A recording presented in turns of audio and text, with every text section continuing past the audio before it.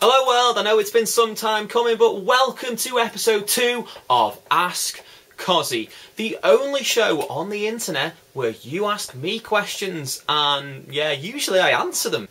Let's get over to the questions, starting off with the first question from Mark Woozy, who asks, do you think there should be a second trilogy of Batman movies after Dark Knight Rises? Now, as a little bit of a Batman fan, if you've noticed my Batmobile and Batman in the background, yeah, I do think there should be another trilogy after this set of sort of Nolan movies. And Nolan's done very well with it, and he's made it very grounded and realistic.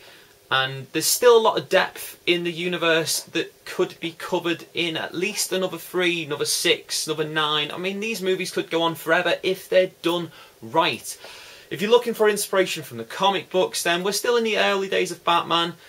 Why don't we look at bringing in Robin? Controversial, I know, but hell, go and look at The Long Halloween if you haven't already. That is a fantastic storyline, and its successor, Dark Victory, which actually introduces Robin into the Batman universe, it is what's considered canon in the universe currently. If you did a storyline like Long Halloween for a movie and then Dark Victory for a second movie as a follow-up, introduce Robin in a realistic way, then I don't see any problem with it. Benji Stanley has an interesting question. He says, what are your favourite type of swans? Well, for me, I'm a big fan of the mute swan. The mute swan is found throughout Eurasia, especially in the UK, and also some in the United States that were taken over by British settlers. You know, that's one of my favourites. I'm sure it's one of the Queen's favourites as well, so more importantly. Also, I love the tundra swan. The tundra swans, for those of you who don't know, live in the American tundra. Coming from a geographical background, obviously, they're always going to be a favourite for me. But what's my top number 1 favourite swan? Well,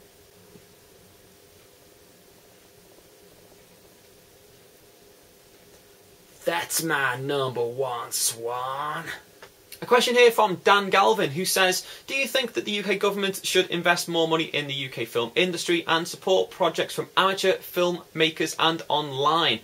Yes, without a doubt. I think that there are a lot of talented people out there working on the internet and working maybe in theatre who want to get to a bigger audience, that need to get to a bigger audience.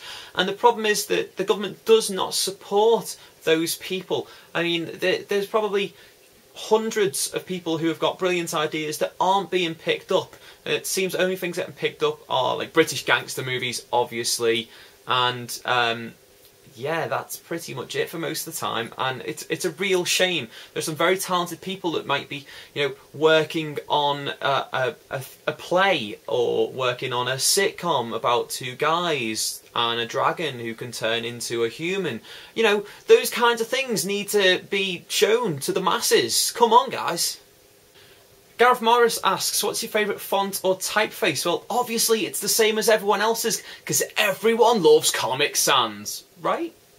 Interesting question from Chris Kenny, who asks, in your opinion, which comics have great potential to be the next big movie franchise? Now, for me, obviously, I'm a huge comic book fan. There are quite a few. Now, first of all, The Boys, which has recently been dropped from its production by Columbia Pictures, has huge potential as a violent, funny satire of the whole superhero genre. If we're looking at Marvel Comics, then I think stuff like Doctor Strange, The Runaways, which obviously will hit the teenage market pretty hard because, you know, that's who it's aimed at. If we're looking at sort of DC, then characters that are underutilised. Wonder Woman, I mean, why haven't you made a Wonder Woman movie yet? Makes no sense to me. The Flash, and maybe even go as far as saying Green Arrow. I know the CW are making a TV show, but no, I want to see a movie. I'd like to see reboots of some of the films that have come out, like Fantastic Four, like Spawn, which apparently is in the works, so yeah, we'll look forward to that. There's quite a lot. Daniel Labno poses a very important question, and that is, do you think we should look for a third primary condiment to go along with salt and pepper? Well, I do, and I think that there are 2 contenders for for this third condiment position, and that is vinegar and tomato ketchup. Now what should we do to find out which of the two is going to be the third primary? Should we have some sort of vote? Should we look which one is used by most people? No, we should have a war. We should have the vinegar people versus the ketchup people, and we should have a war to the death online in a video game because we don't want people to actually die. And obviously the ketchup people will win because I will lead them to victory. An important question from Richard Landsberg, who says, who is Dr. Smash?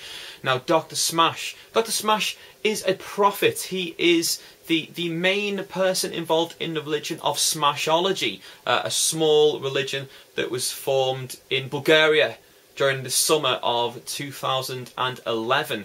Now, Smashology is led by Dr. Smash, the prophet Dr. Smash, who he is basically trying to get everyone to understand the world through Smash. And I'm not talking about mashed potato that you add water to.